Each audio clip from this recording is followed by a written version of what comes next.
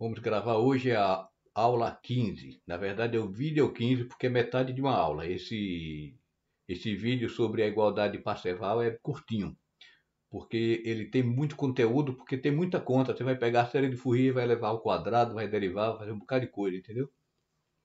Então, o primeiro objetivo é o seguinte, é mostrar, a gente vai usar o desvio quadrático mínimo, né?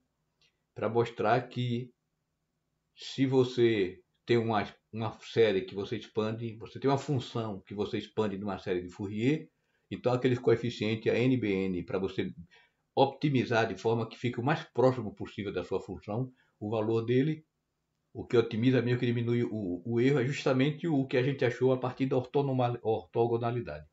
Quer dizer, é meio óbvio, né? Se a gente já sabia que pela ortogonalidade devia dar aquele valor. Mas só que aí a partir daí a gente usa para chegar na igualdade, é chamada igualdade Parseval, que essa igualdade daí estabelece um valor máximo para os coeficientes, a NBN, eles não podem ser maior do que um determinado valor, conforme a gente vai ver. Vamos ver. Então aqui está a expansão em série de Fourier, eu estou usando o G em vez do F, né? Porque o F é a função que você vai expandir, por exemplo, x. Então x é uma função que vai de menos infinito a mais infinito. E quando você expande no períodozinho de menos L a mais L, aí aquela expansão fica sendo a função g, né? Porque fica uma função periódica. A g é periódica. A f não precisa ser periódica. Então aqui é a forma normal, a n, né? Coeficiente dos cossenos é dado pela integral do cosseno. E o coeficiente do seno é dado pela integral do seno.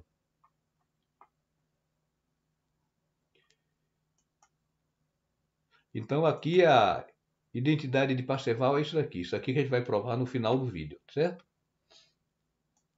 Então, para isso a gente vai precisar do conceito de desvio quadrático. Desvio quadrático é isso. O que é esse desvio quadrático? Quer dizer o seguinte, você tem um conjunto de pontos, por exemplo, você tem uns pontos experimentais aqui, valores experimentais, para a experiência desse resultado.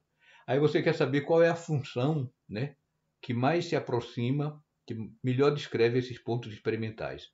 Então esse YI seria os pontos experimentais e o YI barra seria o valor teórico que você acha, né? Então aqui é N a quantidade de pontos, né? Então é claro que vai depender da quantidade de pontos. Você tem muitos pontos, vai dar um valor maior. Então aqui está pegando o desvio quadrático, porque veja bem, você podia pegar, você tem aqui a função. Então eu quero saber qual a função que descreve melhor esses pontos, né? Aí você pode pensar no erro, vou calcular o erro. O erro quer dizer a diferença entre o valor experimental e o valor teórico, são essas barrinhas. Aí você diz assim, eu vou somar os erros. Se os erros forem grandes, então é porque a função representa mal. Mas acontece que aqui, veja bem, aqui é positivo, aqui é negativo. Então se você tem, se coloca de um jeito tal que a soma dos positivos e dos negativos de tudo zero, então você vai dizer, então aí tá, escolhi uma função boa porque a soma de todos os erros dá zero. Mas acontece que você pode ter duas situações, por exemplo, assim. Você pode ter esses dados experimentais, que dá a mesma função teórica que esse daqui. Então, qual é o que está descrevendo melhor a função experimental, o resultado experimental? Esse daqui você vê que os erros são grandes, né? Esse daqui o erro é pequeno. Então, pode ser que somando os erros de todo esse daqui dê zero, e desse daqui também dê zero, certo? Então, se somar tudo dá zero, mas só que você sabe que, olhando aqui, que essa função aqui descreve melhor esses dados experimentais, porque os erros são pequenos, né? Aqui os erros são grandes. Então, em vez de você somar, né? Que somando ter positivo e negativo pode cancelar, eu vou somar os erros ao quadrado, tá vendo? Os erros ao quadrado, porque aí somando fica tudo positivo. Então, somando aqui os erros ao quadrado vai dar maior do que esse erro aqui. Então, eu sei que essa função aqui está representando melhor os dados experimentais, certo? Aí, como a soma total depende do tanto, do número de pontos que eu estou somando, então eu divido por n para tirar uma média do desvio quadrático, certo? Então isso que é o esquema do desvio quadrático. Só que aqui é um caso que você tem os pontos discretos. Discreto quer dizer, não é que não fala mal dos outros, não. Discreto quer dizer que não é contínuo. Então é 1 ponto, 2 pontos, 3 pontos, 4, 5, 6, que é contável, né? Enumerável. Então, e quando você vai trabalhar com as funções de Fourier, a série de Fourier, você tem uma função contínua, o f é contínuo e o g é contínuo. Então é melhor a gente transformar essa somatória numa integral. Quando você tiver a somatória e for transformar na integral, não é só pegar a somatória, mudar o símbolo aqui, pá, e botar um Szinho de integral e botar um dx aqui na ponta, não. Isso não é correto, não. Porque quando você bota o dx, você está acrescentando uma dimensão. Por exemplo, se x for metro, você está multiplicando por metro. Então é coisa diferente. Então a escala do x vai alterar esse resultado que você tem aqui. Então tem que achar uma lógica. Então a lógica é o seguinte: se você tem esse comprimento aqui, o L, você divide pelo número. Então o ΔX, né, é o L comprimento total pelo número total. Então esse número total é o L por ΔX. ΔX é o espaçamento aqui, que na verdade deveria ser uniforme. Mas aí dá trabalho fazer uniforme, eu fiz assim meio por alto, né? Aí você vai substituir o N por L sobre ΔX. Fica aqui L sobre ΔX, que o N está embaixo, né? Fica assim, dessa forma. Aí sim,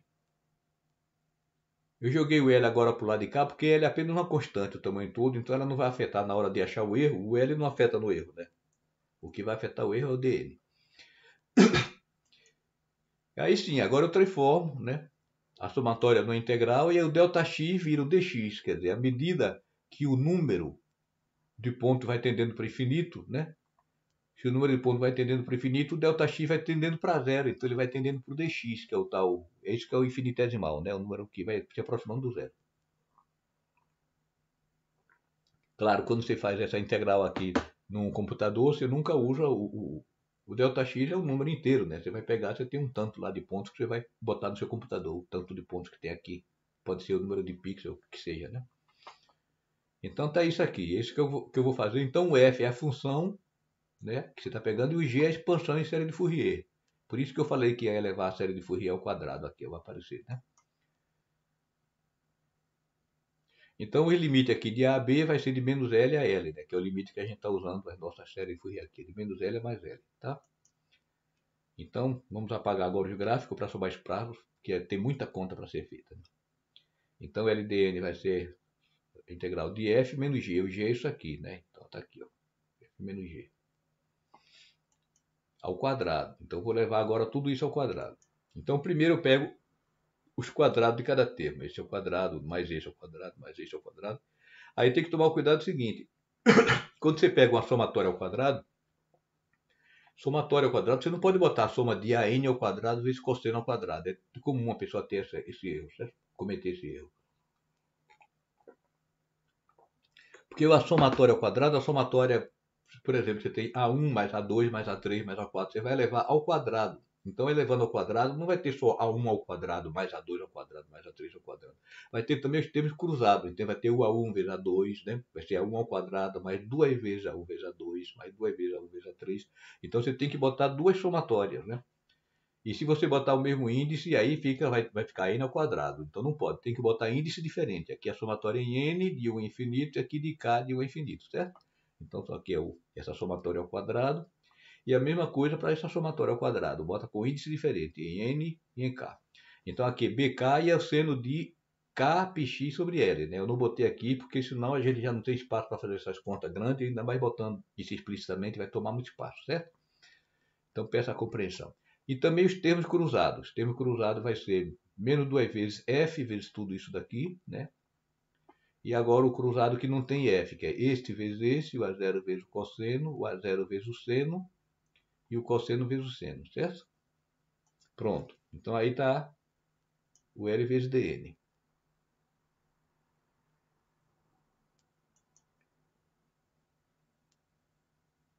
Então, aí eu vou fazer a integral disso aqui.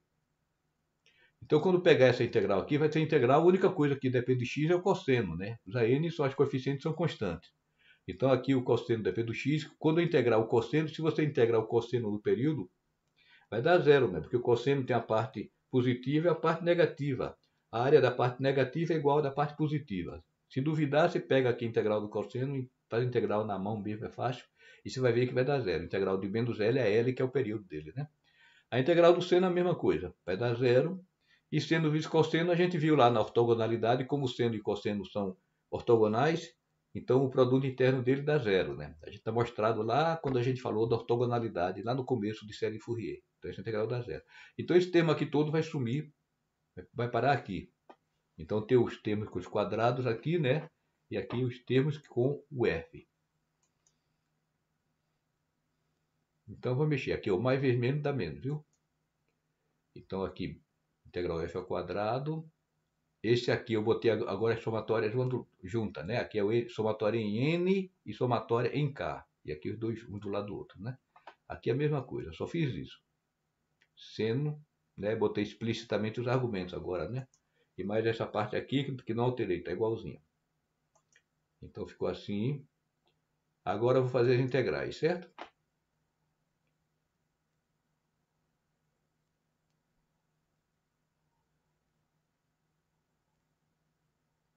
Esse negócio aqui, essa somatória não está na integral, viu? Dessas duas somatórias. Já foi feita a integral.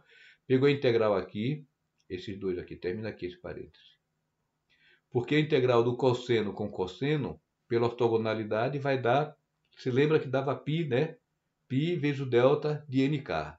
Só que aqui, como não é π, a gente mudou, fez a mudança de escala de forma que onde é π vira L, então vai dar L vezes o delta de nk, né? Então aqui está fora da integral, viu? Já integrou esse cosseno com cosseno, deu L delta de nk. Aqui está errado, viu? Não bota avisando embaixo não, que eu já sei que está errado. Já estou avisando. Essa integral daqui só pega esses dois termos aqui, ó, o dx. E agora aqui, a integral do seno com seno, essa integral vai dar L delta N. Então essa integral aqui não pega, isso aqui está fora. Né? Porque aqui é a mesma coisa. Seno com seno são ortogonais, a integral vai dar um delta do nk. E o finalzinho aqui é igual. Então está aqui com delta. Então aqui está correto. Você vê a integral está aqui pegando só os f, e aqui está fora da integral. E aqui é a outra parte final que eu não mexi ainda.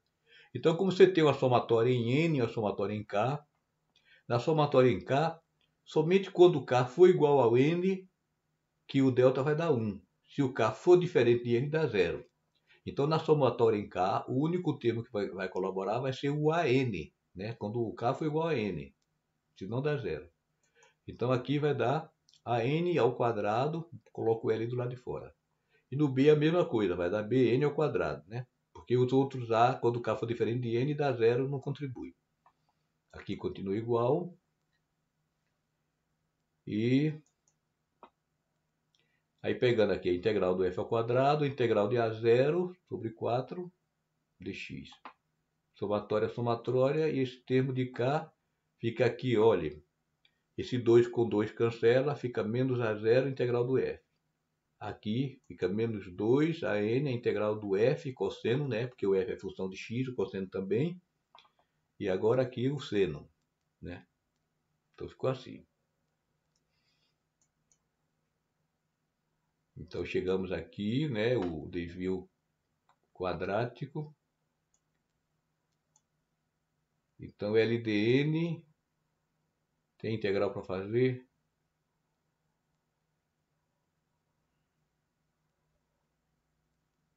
Tem essa daqui. Daqui dá para integrar. Integral de dx dá x, né? Aí pegando o limite menos outro limite dá 2L. Então fica f quadrado aqui, fica 2L com 4 cancela, fica L sobre 2. Aqui tudo igual. Essa integral, essa integral, essa integral, tudo igual, né? Só fiz essa integralzinha daqui, ficou assim dessa forma. Aí agora eu quero achar, então aqui parou, não dá para simplificar mais que isso. Então eu quero achar o seguinte, nessa expressão daqui, qual é o valor do A0 que diminui o desvio quadrático mínimo, que dá o menor erro possível, certo? Então quando você quer achar o mínimo, como é que você faz quando você quer achar o mínimo da função? Você deriva igual a zero, né? Porque se é o mínimo, você tem uma curva assim, cadê? Assim, né? Se a curva assim, o ponto de mínimo aqui embaixo é onde a derivada é zero, certo? Então está aqui a curva, né? A curva está assim, então aqui a derivada é zero, do ponto de mínimo. Então se deriva igual a zero. Então tanto no mínimo como no máximo a derivada é zero. No máximo também a derivada é zero, né? Mas aí a derivada segunda no mínimo é positiva. Então aqui, eu derivando com relação a zero só tem aqui e aqui, né? Aqui não tem a zero, aqui não tem a zero. Então deriva com relação a zero, caiu 2, fica a zero vezes L. E aqui, derivando com relação a zero, fica menos a integral de f de x, certo? Se você fizer a segunda derivada, dá L, que é positivo. Então, se é positivo, é ponto de mínimo. A derivada segunda positiva, né? Quer dizer que a derivada primeira está crescendo, né? Era negativa, fica zero, depois fica positivo. Então é ponto de mínimo. Então daqui você acha o A0, né? Que é o A0 que a gente já tinha achado pela ortogonalidade mesmo, né? E o AN é a mesma coisa, derivo com relação a N. Mas veja bem, esse AN que eu vou derivar é um AN específico, não é tudo que é AN não. Por exemplo, vou derivar com relação ao A3. Então nessa somatória tem tudo que é A. Tem A1 ao quadrado mais A2 ao quadrado, A3 ao quadrado. Quando eu derivar com relação a A3, vai pegar só o A3, duas vezes A3, né? Os outros todos não aparecem. Então, eu, em vez de botar um 3 específico, vou pegar um N genérico e derivar com relação a N.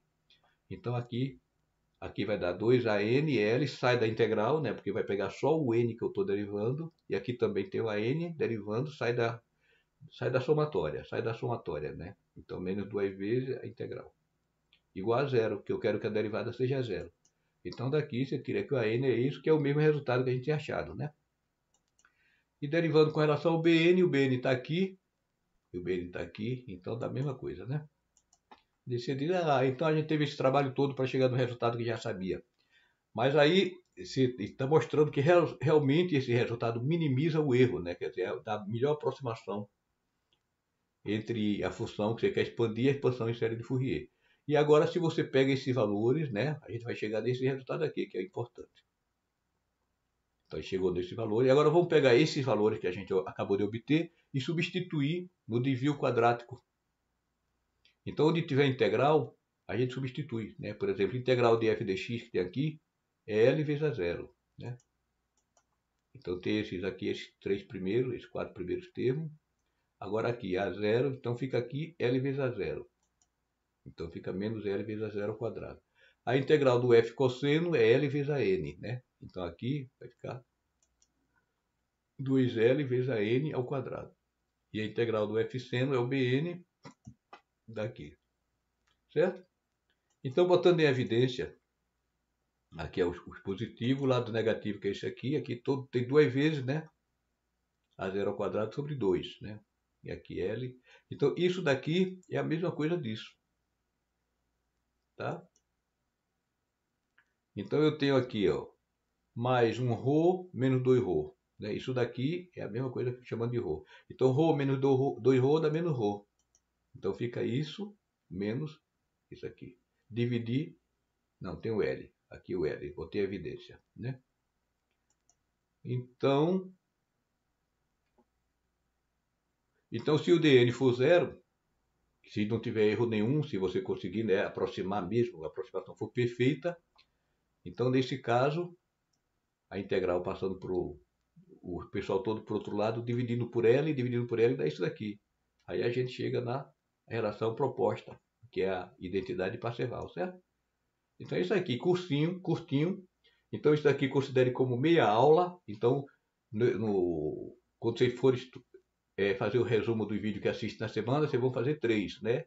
O vídeo anterior e esse daqui o próximo, porque esse daqui é curtinho, aqui é meia aula. Eu parei porque no próximo vídeo a gente vai começar a trabalhar com função delta de Dirac, que é um assunto diferente, então é melhor que fique em vídeos diferentes para facilitar o estudo, né? Mas aqui é meia aula, então vocês vejam, dê uma olhada aí, a lógica é fácil, né? É tudo muito fácil de entender.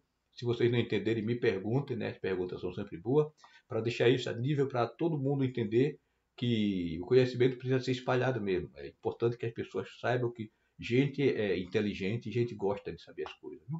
Qualquer dúvida, escreva.